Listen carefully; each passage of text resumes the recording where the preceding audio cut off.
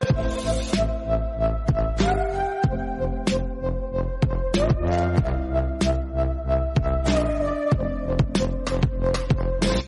दोस्तों, स्वागत है आप सबों का आपके अपने एलआईएनजी के जीएस में। मैं हूं अमृत मिश्रा और आज की वीडियो में हम लोग पॉलिटी के नेक्स्ट टॉपिक को कवर करने वाले हैं। तो चलिए हम लोग टॉपिक को शुरू कर लेते हैं। तो आज का जो टॉपिक है दोस्तों, आज हम लोग कवर करेंगे पॉलिटी में भाग 3 के बारे में। भाग 3 जो है दोस्तों वो मूल अधिकार से रिलेटेड है और मूल अधिकार में जो टोटल आर्टिकल है वो 12 से लेकर 35 तक रखा गया है। और ये जो मूल अधिकार है दोस्तों, आपको जैसे कि मैंने बताया कि अपने संविधान में बहुत सारे चीज अलग अलग जगह से लिया गया है। तो मूल अधिकार जो लिया गया है वो यूएसए से लिया गया है और फ्रेंच लैंग्वेज में मूल अधिकार को मैग्ना कार्टा कहा जाता है दोस्तों। तो अक्सर आपके एग्जाम में ये क्वेश्चन आता रहता है कि मैग्ना कार्टा किसे कहते हैं। तो मूल अधिकार जो है भारतीय संविधान का मैग्ना कार्टा है। और बात करते हैं नागरिकता और मूल अधिकार में क्या अंतर है। तो नागरिकता दोस्तों, जब आपका एज 18 वर्ष का होता है तो आप भारत देश के नागरिक कहलाते हैं। और मूल अधिकार जो है दोस्तों वो आपको आपके जन्म के साथ ही मिल जाता है। तो दोनों में मेनली डिफरेंस यही है। इसके बाद बात करें मूल अधिकार का रक्षक कौन है। तो मूल अधिकार का जो रक्षक है वो सुप्रीम कोर्ट और हाई कोर्ट है। अक्सर एग्जाम में आपका ये भी क्वेश्चन आते रहता है। इसके बाद बात करें कि मूल अधिकार को कैसे हटाया जा सकता है या उसमें चेंजिंग किया जा सकता है या नहीं। तो दोस्तों, अगर राष्ट्रपति चाहे तो कुछ देर के लिए मूल अधिकार को निलंबित कर सकता है, यानी कि रोक सकता है कुछ दिन के लिए। लेकिन अगर उसे परमानेंटली हटाना है या उसमें कुछ चेंजिंग करना है तो संसद द्वारा ये चीज किया जा सकता है। आर्टिकल 12 में, तो आर्टिकल 12 में मूल अधिकार की परिभाषा है। तो इसमें आपको सभी प्रकार के मूल अधिकारों की चर्चा हुई है कि कौन कौन से मूल अधिकार आपको जन्म के साथ ही प्राप्त हुए हैं। जैसे कि आपका समता का अधिकार, स्वतंत्रता का अधिकार, शोषण के विरुद्ध अधिकार, धार्मिक स्वतंत्रता का अधिकार। ये सारे आप बचपन से ही प्रस्तावना वगैरह में यूज करते हैं। तो ये सारे अधिकार आपको प्राप्त है और हम देखेंगे बारी बारी से कि किस आर्टिकल में किसके बारे में चर्चा है। तो अगर बात करें, हमें ये क्लियर लिखा हुआ है कि राज्य मूल अधिकार को प्रदान एवं उसका रक्षा करेगा। और मेन जो रक्षा का काम है दोस्तों वो सिंपल सी बात है, सुप्रीम कोर्ट और हाई कोर्ट का। अगर कोई आपके मूल अधिकार के खिलाफ में जाता है तो आप सुप्रीम कोर्ट या हाई कोर्ट जा सकते हैं। इसके अलावा बात करें जैसे कि बीपीएससी, यूपीएससी, एसबीआई, इन सब अपने आप में ही एक स्टेट है और इन सब का अपना रूल रेगुलेशन है और इन सब का दायित्व है कि आपके मूल अधिकार की रक्षा करने में सहयोग करें। तो इसके बाद बात करें आर्टिकल 13 की 13 में, तो आर्टिकल 13 जो है वो अल्पीकरण से रिलेटेड है। यानी कि आपको जो मूल अधिकार मिला है उसका एक सीमित दायरा है, आप उसे लिमिटेशन के साथ ही फॉलो कर सकते हैं। जैसे कि मान लीजिए अगर आपको आज़ादी है कहीं भी घूमने फिरने की, तो आप कहीं भी घूम फिर सकते हैं। ये आपको मूल अधिकार है आपका कि आप कहीं भी घूम सकते हैं। लेकिन आप इसका मतलब ये नहीं कि आप किसी के पर्सनल रूम में ही विदाउट परमिशन के इंटर कर जाएंगे। यहाँ पे एक तरीके से आपके मूल अधिकार सीमित तौर पे देखा जाता है। तो ये आपका अल्पीकरण है दोस्तों। तो अल्पीकरण में यानी कि आपका एक सीमित दायरा है, उससे बाहर हट के अगर आपको कोई नुकसान पहुंचा है तो वो अल्पीकरण के दायरे में आ जाएगा। इसके अलावा बात करें आर्टिकल 14, तो आर्टिकल 14 जो है दोस्तों वो है विधि के समक्ष समानता। समानता का मतलब है कि कानून के नजरों में चाहे हम हो, चाहे आप हो, चाहे कोई भी बंदा हो, वो सबके लिए सेम कानून है। ऐसा नहीं है कि अगर हम कोई क्राइम कर दिए तो उसके लिए अलग सजा होगी और आपने कोई काम किया तो उसके लिए अलग सजा होगी, या फिर आप कोई अधिकारी भी क्राइम करेगा तो उसके लिए भी जो सजा का प्रावधान है वो सेम ही है। तो कानून के लिए सब बराबर है। आर्टिकल 15 में है दोस्तों जाति, धर्म, लिंग, जन्म के आधार पर भेदभाव। तो जाति, धर्म और लिंग के आधार पर कोई भी भेदभाव अपने देश में नहीं होना चाहिए। इसके बारे में आर्टिकल 15 में चर्चा है।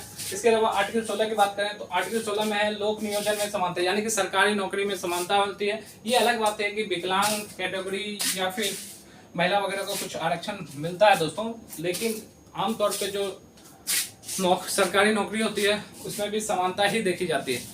बात करें आर्टिकल 17, तो आर्टिकल 17 दोस्तों बहुत ही खतरनाक आर्टिकल है। ये है छुआछूत से रिलेटेड। तो अगर कोई भी बंदा आपके साथ छुआछूत का भेदभाव करता है तो आर्टिकल 17 के तहत आपके मूल अधिकार का उल्लंघन हो रहा है और आप हाई कोर्ट या सुप्रीम कोर्ट जा सकते हैं।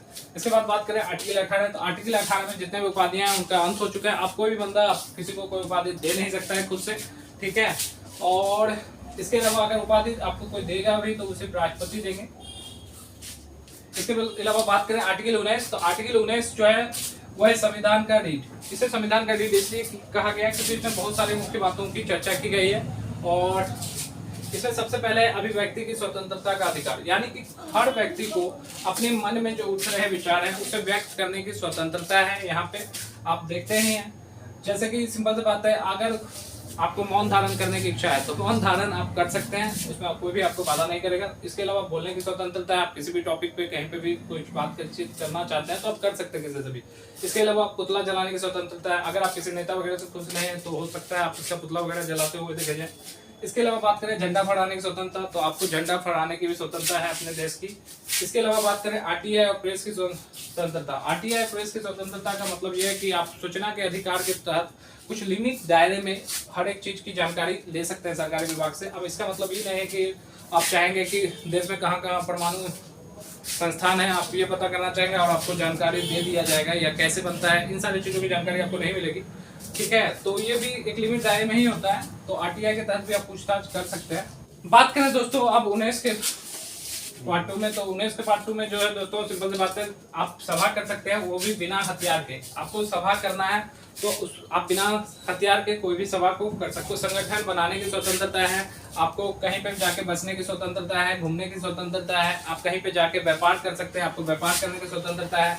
इसके अलावा दोस्तों आपको संपत्ति का जो अधिकार है अब उसे हटा के कानूनी अधिकार में डाल दिया गया। पहले संपत्ति का अधिकार भी यहीं पे आता था, तो अब संपत्ति का अधिकार मूल अधिकार से हटा दिया गया है, क्योंकि जब भी सरकार को कुछ भी निर्माण वगैरह करना होता था तो बहुत सारे लोग मूल अधिकार के तहत उस जगह को खाली नहीं करते थे। तो अब ये जो है ये चेंज हो चुका है, संपत्ति का अधिकार आपका मूल अधिकार नहीं है, ये कानूनी अधिकार है दोस्तों। उसके बाद बात करते हैं आर्टिकल 20 की। तो आर्टिकल 20 में 3 बातें दी गई हैं। पहला दिया गया है एक्स पोस्ट फैक्ट।